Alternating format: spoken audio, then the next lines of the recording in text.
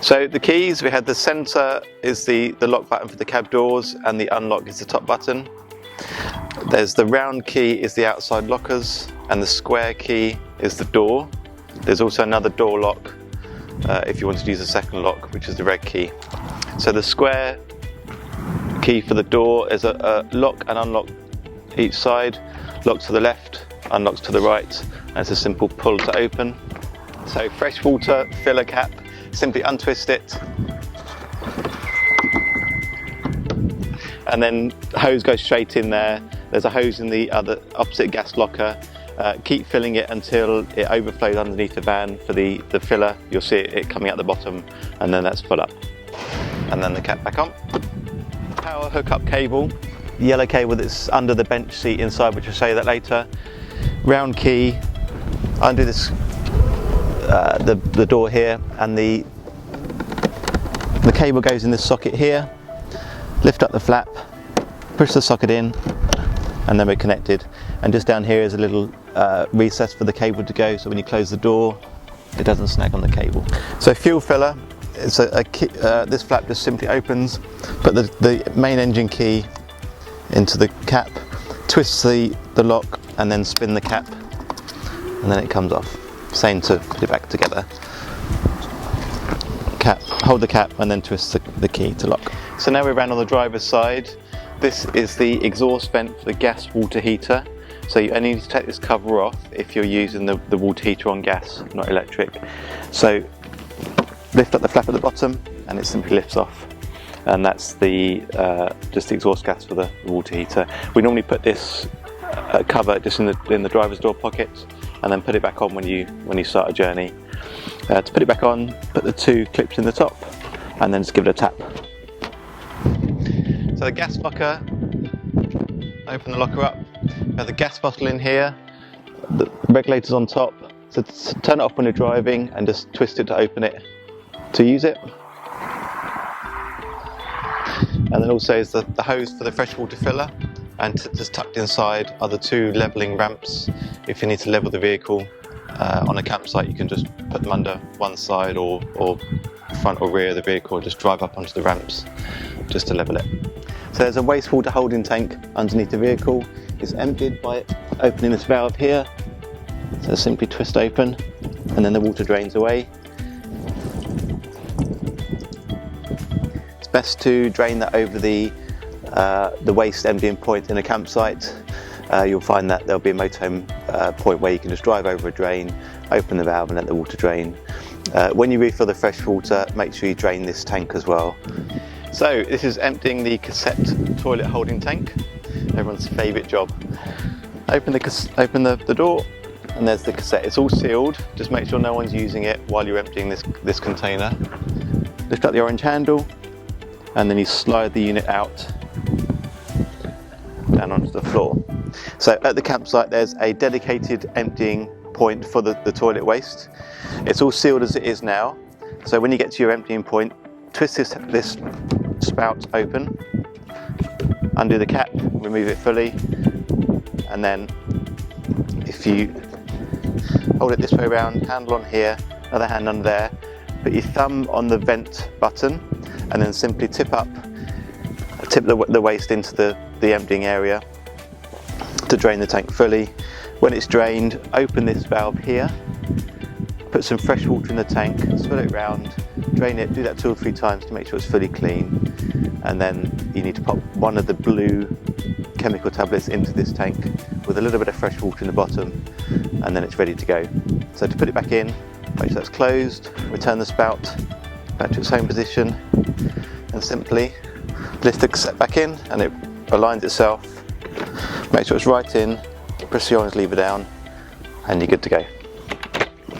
So to use the bike rack, lift up the bar that holds it in place, pull the unit down, and it's ready to go.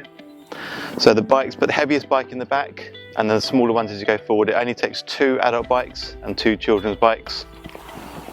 You have 4 arms. These come down to clamp over the frame of the bike. So you simply press and pull this through, clamp over the frame of the bike, and push it back in.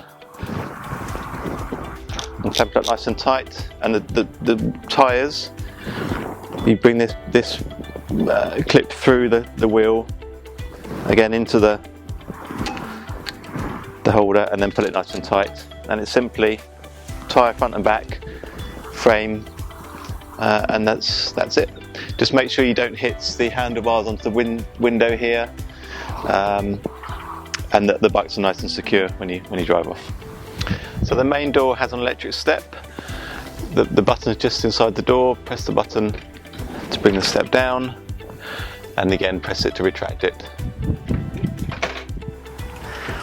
So the step will also auto retract when you start the engine. It will automatically stow itself away if you forget, and there'll be a buzzer sounding to signify that it's putting itself away, and you need to wait until that buzzer stopped before you drive off. So first job when you come in the van is this control panel just to the left of the door. Press the main power button, all the lights will light up for a second, and then there's a few buttons you need to press. So first is the water pump, so press that on, and then the other one is the cabin lights. That's the main isolator for the lights. That's all you need to do on this panel in general. There are a few other features, so there's an outside awning light outside the van, shows you that it's on with that little light there. This feature also shows you're plugged into power, and then you can check the level of the fresh water tank as well, and the battery level here. When you start the engine, this will all shut down, so the lights will turn off and the water pump will turn off. It's a safety feature. The only light that will still work is over the rear passenger seat, so the people in the back can have lighting as well. When you finish the journey, again come back here, power on, water pump on, lights on, and then you're set to go. So kitchen appliances, we'll start with the fridge. There's a control panel here. Press the main power button, then you can select your power source. So that's mains hookup, gas or battery when you're driving. This only works when the engine's running.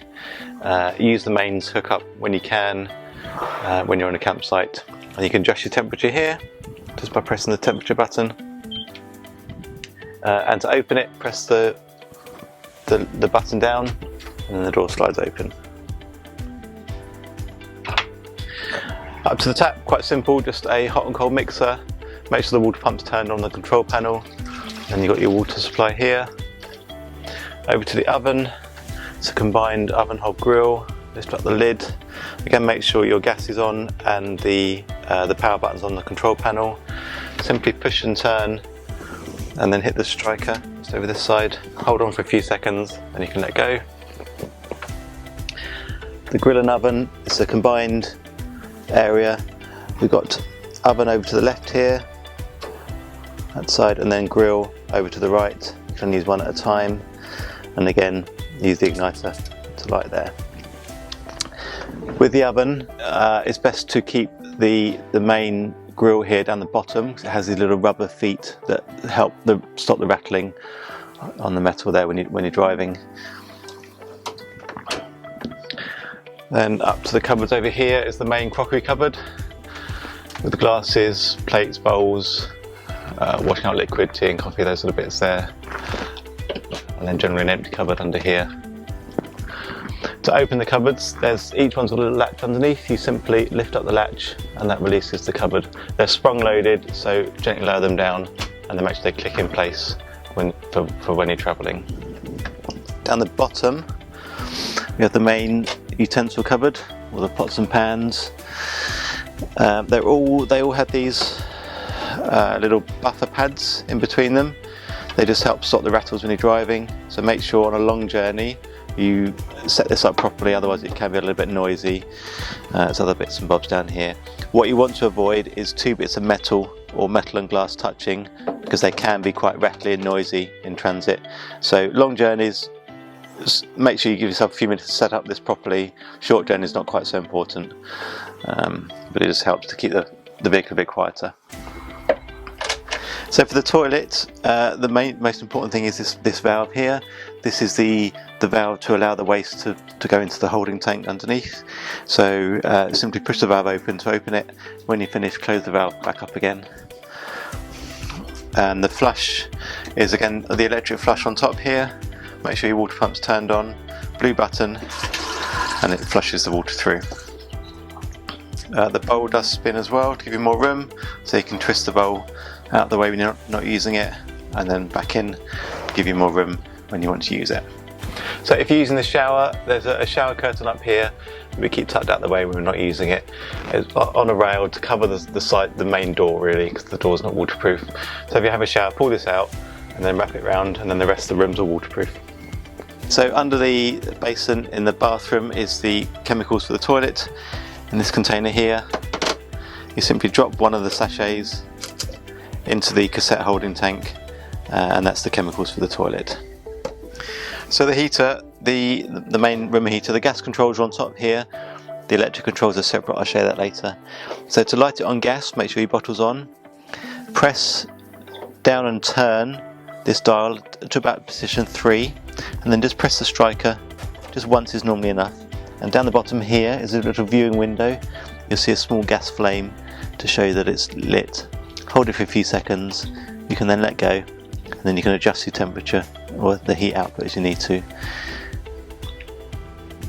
Over this side is the blower control. So there's 3 outlets around the van, 1 in the bathroom and 2 in the main living area, that just distribute the heat a bit better. So the outer ring, flip that down to M for manual, and then the inner ring you can adjust for the speed of the fan. So some heat will come out of here and some will come out of 3 vents around the vehicle.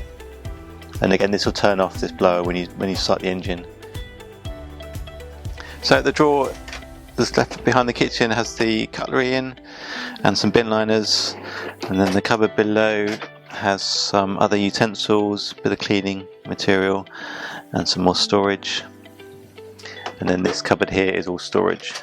So to make up the bottom double bed, you need to lower this table first, unclip from the wall. So that's these clips here, they just hold onto the wall bracket. Lower this leg, so slide the leg down, and then it just releases the clip. And then we spin the table round and put it in that way.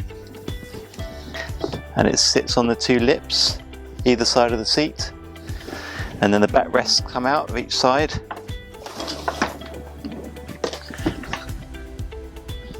And then they make up the centre area.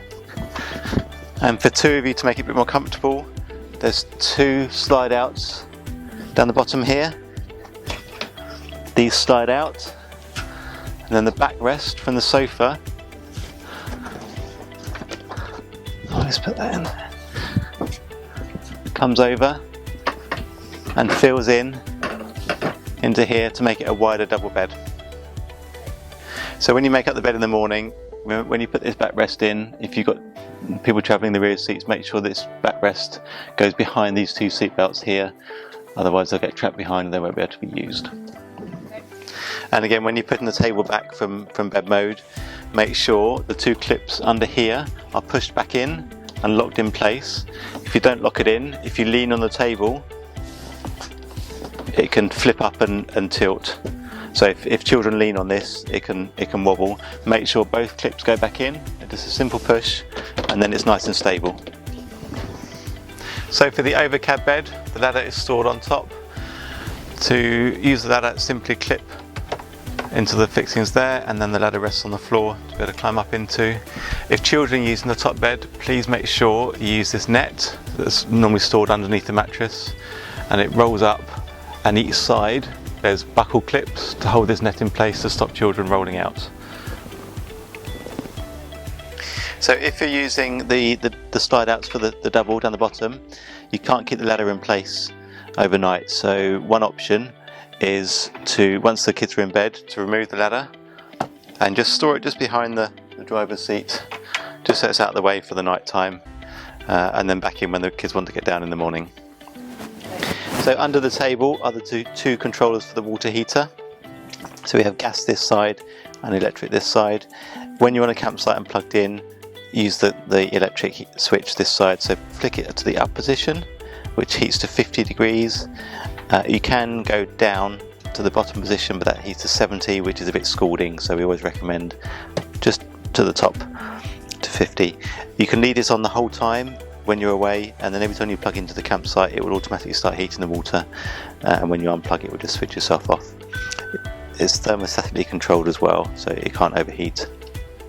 If you're not on a campsite, you can flick this onto gas heating. You need to make sure the outside vent is removed, the vent cover by the driver's door. This isn't, so in a second a little red light will come up down here to say that the vent's in place and it won't light. You can only use this when you're stationary, and you can't use it when you're driving because it will blow the flame out. Again, you've got two settings, the 50 degree and 70 degree. 50 is fine. The red light is showing that it hasn't lit because the cover's in place, so if that's the case, turn it off and then just turn it on again once the cover's removed, and then you're good with your water heating. It's a 10 litre tank. It takes about half an hour to heat up. It's not instant on demand, so just bear that in mind. And the water's got to get from this point to the kitchen and the bathroom tap, so again it takes about 10 seconds for the hot water to come through. So the TV, the controllers are in the cupboard over the top. There's the Amazon Fire Stick controller if you've opted to use that, and then the TV controller.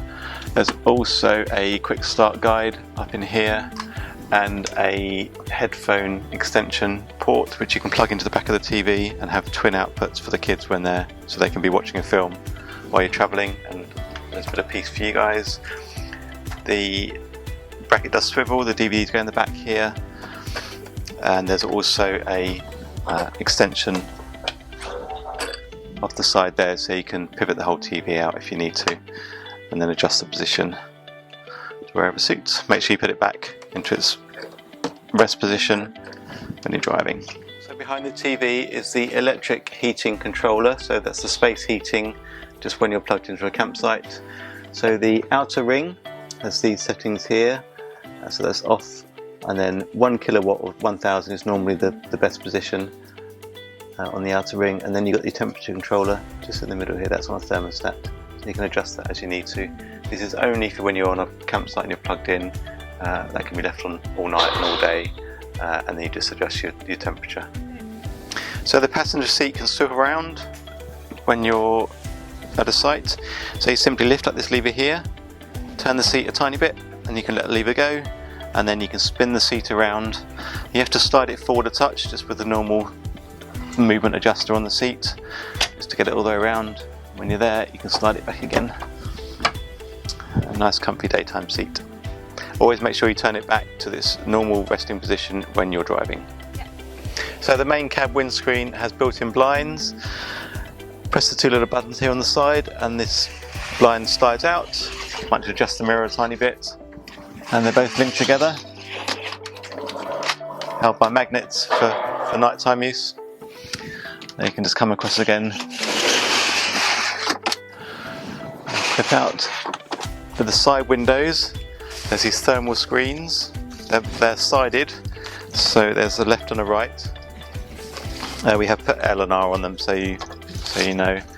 And there's little poppers and Velcro just on the door there, and they just pop into place. Again, for blackouts at night time. Tuck that down there. So in the cab, reasonably car-like. The handbrake is to the right-hand side of the driver's seat, so that's opposite to where it normally is, so remember that one. It's a 6-speed gearbox.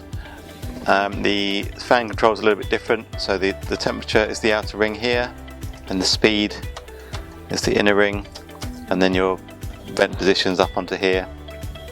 Air conditioning button, normal radio controls, and quite an important button is here. You can lock the cab doors on this button here, and then unlock over there. So for night time, don't forget you need to lock up the cab doors as well. So under the driver's seat is a safety pack, mainly for European driving, so spare bulbs, first aid kits, high-vis jackets, and a warning triangle. That just lives under the driver's seat in the cubby there. So when you're driving, just be aware that the top overhang here of the cab bed, it does stick out the sides a little bit, and just bear in mind height. Look out for sort of low trees and country lanes so it doesn't scrape the roof. It's about 3 meters high, the vehicle, so you can't go through car park areas or any sort of low height areas.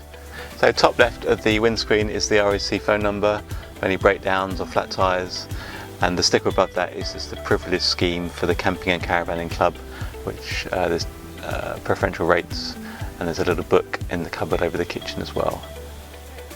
So under the big sofa behind the passenger seat are a few bits you need to be aware of. So there's the hookup reel, so you can plug into a campsite. There's also an adapter here, so you can plug in at home as well if you need to, just to cool the fridge down first before you set off. There's the two front side window covers, and there's some fold up outside tables and chairs under there as well. So to open the windows, undo the four clips and then loosen the stay at the side, and then you can just push the window open, and then you can do the stay up on both sides just to hold it in place. Make sure to close the window, don't just pull it, make sure you undo the stays first, and then you can pull it closed. There is a vent position, just like in a house window. Just make sure when you're driving that all four are closed. They can be vented when you're driving, but it can be a bit noisy if people in the back. The blind simply pulls down. There's various settings all the way to the bottom. So all the cupboards have a clip underneath, so in the centre of the cupboard, simply pull that clip towards you and that releases the latch. They are spring loaded, so when you lower it down, just make sure you don't drop it, just let it go gently and make sure it clips into place, and that'll hold it closed when you're driving. So the main skylight, to open it, you push this button in here and then you gently pull the lever down, and then you can just pull it to wherever you need to go, all the way up if you want to, or there's side positions over here where you can just clip it in as a vent position there. Okay. Make sure you fully close it when you drive off, so it's all the way down, and then the handle up past the button till it clicks. There's a fly net this side, and then the blackout blind all the way over here for night time. So the vent over the kitchen is a bit different. There's a blackout blind that comes across, and it just hooks up into here to hold in place. And then to open the vent, pull this side down so the fly screen drops down, and then you push the side handles in and then up. And you can angle it either way, depends on where the wind's coming from. Again, keep it closed when you're driving, but this is a good one to open at night time in the summer, just for some extra ventilation. Both the vents and skylights are vented anyway, so there's always a little bit of fresh air coming in on there. So once you turn the main cabin lights on the main control panel, there's a few individual switches. This one up here is the kitchen light. Just turns the under cabinet light on and off. The two overhead lights have individual switches, simple on-off switch on the sides. So there's four spotlights under the cupboards above the sofa. They simply switch on and off as you need to use them. Remember that they'll all turn off when you start the engine, except the two lights where the rear passengers sit. They'll stay on. So to open the main door from the inside, you simply pull the large handle and the door pops open. To lock it from the inside, press the smaller handle, smaller button, and then that's locked now from the inside. There's also a fly screen on the door. This is a little bit rattly, so when you're driving long journeys, it's best to keep it closed like this, and then the spring doesn't rattle quite so much. So down by the main door is the safety kit. There's a fire extinguisher at the bottom, and then we come up to the fire alarm or smoke detector and the carbon monoxide alarm. Just be aware if you're cooking or toasting, that can sometimes go off like it would at home. And then over on the other side is a fire blanket. Hopefully none of it will ever be needed.